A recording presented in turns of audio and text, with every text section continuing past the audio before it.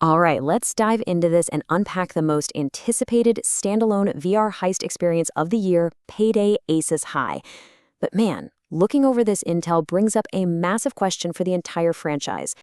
Can a VR heist actually feel tense? I mean, can a standalone Quest 3 headset really deliver that pulse-pounding anxiety of a high-stakes bank job without a beefy PC backing it up? Think about it. Stripping away the safety of a flat screen, physically putting you inside the vault. The tension has to be absolutely real. And to pull that off, the developers have to perfectly balance visual fidelity, intense spatial awareness, and flawless co-op mechanics. To really grasp the stakes here, just look at this number. Over 50 million legacy players. That is the massive, dedicated community Payday has built up over the years. These guys expect absolute perfection, intricate planning, and chaotic shootouts from their heist games. Capturing even a fraction of that audience in virtual reality? Yeah, that requires an experience that feels totally authentic to the brand, not just a quick tech demo. So let's move into Phase 1, the target. What exactly is Aces High? To pull these jobs off, we're introduced to a new crew, known as the Aces. You've got the Ace of Hearts running the show as the mastermind, the Ace of Clubs acting as your surgical ghost, the Ace of Diamonds as the gadget-obsessed technician, and the Ace of Spades bringing the heavy combat as the enforcer. The lore here is that this crew was framed and incarcerated by a ruthless business titan named Warren Jupiter. Now, they're out for revenge, targeting his banks, museums, and an untouchable penthouse. Now, the crucial point is that the core loop is completely intact from the mainline games. It still demands intense 4-player co-op. You plan the job by scoping the target, you execute by cracking vaults and deploying black market gadgets, and you escape by hauling those heavy bags of cash to the van while surviving police assaults. But here's the kicker. Doing this with Quest 3 controllers, physically tossing bags, manually picking locks, and inevitably dropping your loot when a guard jumps you, it changes the rhythm entirely.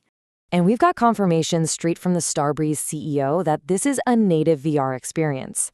Fans might remember the VR mode added to Payday 2 years ago. Impressive, sure, but it ultimately had to make compromises to work alongside flat-screen players. Aces High is a totally different beast. It's built entirely by a VR-exclusive studio, meaning the physics, the interactions, and the combat are all designed specifically for headsets. No clunky port mechanics here. All right, Phase 2, the tools. Let's tackle the standalone question. How does a game of this scale actually run on Quest 3 hardware alone? When we look at the older hardware constraints compared to the newer tech, the Quest 3's Snapdragon XR2 Gen 2 chip and that massive resolution bump, they aren't just there to make things look pretty. They are mechanically mandatory. You absolutely need that edge-to-edge clarity from the pancake optics to spot snipers on a distant roof, or to clearly read the numbers on a security keypad without having to literally smash your face into it. Now, we have to impartially report on the community friction here because it's a huge talking point. Looking at intel from forums like Reddit, there's a pretty clear divide. Some players are worried the graphics look a bit dated, arguing that running a massive game on what is essentially a glorified mobile phone processor forces visual downgrades compared to high-end PC VR.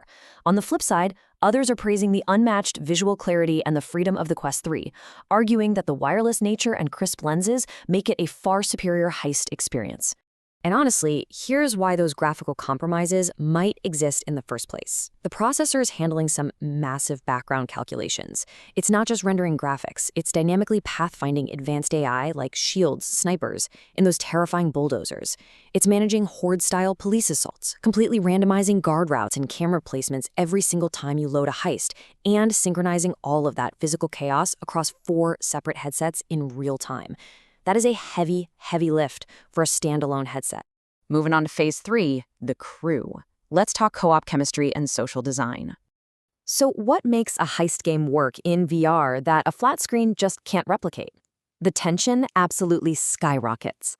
On a flat screen, reloading a gun or picking a lock is just a button prompt triggering a canned animation. In Aces High, it is physical. Imagine you're pinned down under heavy fire from a SWAT team. You have to physically peek around a corner, drop your empty magazine, grab a fresh one off your belt, slam it in, and manually chamber around. You are relying 100% on your own 360-degree spatial awareness, hand-eye coordination, and communication to survive. Fast Travel Games made a really deliberate and honestly brilliant choice here. As Chief Creative Officer Eric Otteldal noted, they prioritized fluid hand tracking over full-body avatars. Full-body inverse kinematics, where the game tries to guess where your elbows and legs are, often results in awkward, distracting jank. By focusing just on the hands, they ensure that both the slow, methodical stealth and the frantic, loud shootouts feel surgically precise and immersive. Now, looking at the connectivity intel, because multiplayer VR games can easily turn into isolated ghost towns, full crossplay between MetaQuest and Steam VR is an absolute must. It guarantees you'll always find a crew. The characters are fully voiced to keep the narrative alive, and hey, if you want to run solo, you've got AI teammates. Though, let's be real, trying to coordinate complex stealth gestures and physical strategies with randoms online, that is going to lead to some intense and probably hilarious friction. Okay, phase 4, the getaway. Let's look at the verdict and replayability. Replayability is literally everything in a heist game. The developers confirmed a persistent safe house that acts as your main base of operations. This is where you practice your aim and plan jobs. The cash you steal directly translates into unlocks across 4 main weapon categories, plus variants, attachments like red dots and silencers, and cosmetics like masks and gloves. They're even hinting at a future infamy-style prestige system, which shows they're definitely thinking about that long-term loop right out of the gate. And their post-launch economic strategy? It's a massive win for the community. They are keeping all the actual new heists completely free. This means the player base never gets fragmented behind a paywall. If you own the game, you can play the new maps with your friends. Paid content is going to be strictly relegated to cosmetics and specific community challenges. All right, mission debrief, the final verdict. So, is this the co-op VR game Quest 3 owners have been waiting for? Based on all the intel, here are the top 3 reasons to jump in. First, true VR native mechanics, built from the ground up to utilize spatial computing without any of that legacy port jank. Second, unprecedented 4-player standalone co-op that pushes the Quest 3's capabilities to the absolute limits, with dynamic AI. And third, the developers' commitment to keeping the community united with free Heist DLC.